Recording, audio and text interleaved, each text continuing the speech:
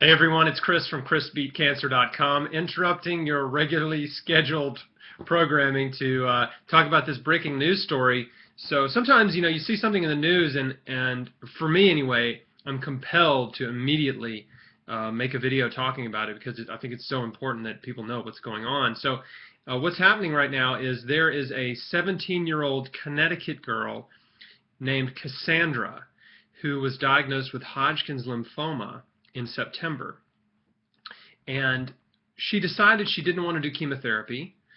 Her mother agreed with her and supported her decision, and was subsequently accused of parental neglect. And in November, a judge gave the DCF, which is the Department of Children and Families, temporary custody of Cassandra and basically ordered her mother to force her to take her to get chemo treatments against her will. So they go and they got the first 2 chemo treatments, and then Cassandra actually ran away from home because she didn't want to do chemo. And which actually reminds me of the story of Billy Best, who you may not know of. You should. This was a guy who ran away from home to avoid chemotherapy when he was a teenager. That was like 15 years ago, 17 years ago, and he's alive and well. He ended up coming back home, did alternative therapies, and got well. So anyway, Cassandra came home. We don't know. This is such a new story that we don't know exactly how long she. I don't know how long she ran away for. Maybe just a few days or whatever. But she came home, continued to refuse the chemo, and so the DCF, I guess, took them went back to court, got a court order to remove her from her home and give custody of her to the DCF and authorize the DCF to make all medical decisions on her behalf. And what they did is they took her out of her house. They've taken her to an undisclosed hospital and are giving her chemotherapy against her will.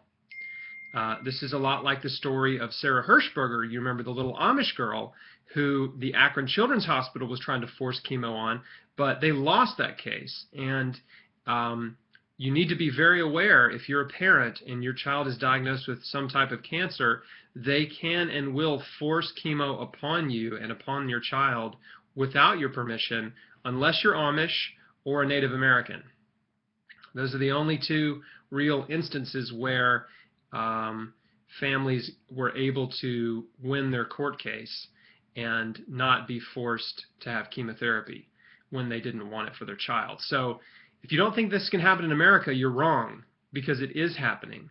And if you have a child that's diagnosed, that's what you can expect. Your only option is to run and hide if you don't want them to take your child away.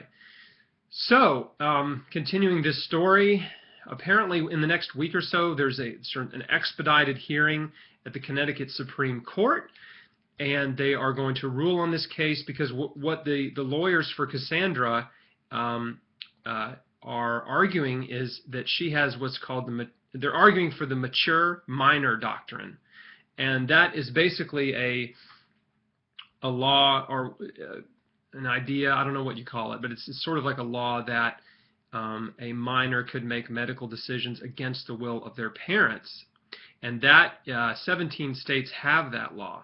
Now, the reason that law was actually introduced, I think, was mostly because of abortion, giving teenagers the right to have an abortion against their parents' permission. But anyway, they're trying to bring that as a precedent here, saying she's 17 years old, she's old enough.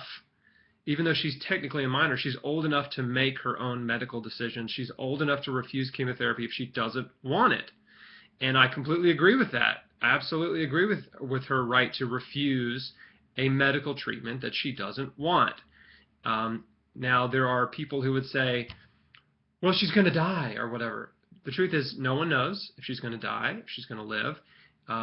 If we're being completely honest, the 5-year survival rate for Hodgkin's disease is somewhere around 80%. It depends on the stage. We don't know her stage. For stage 1, it can be up 90%. So actually it's pretty high with treatment. So look, I'll be the first to acknowledge that that is one of the few cancers that has a really good success rate with treatment. But on the flip side is I also think it's more important for a person to be able to choose what they want to do with their life.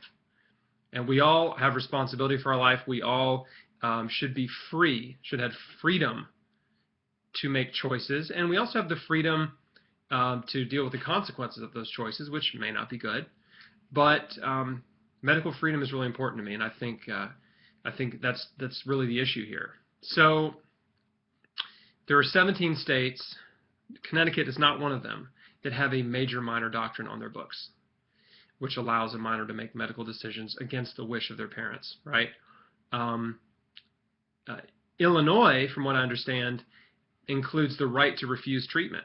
So if you live in Illinois, this may not be ever be a risk or an issue for you, possibly.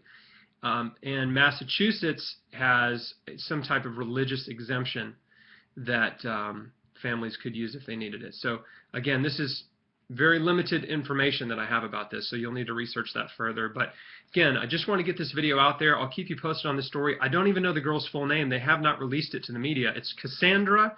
Her last name starts with the letter C. She is in Connecticut, possibly Hartford.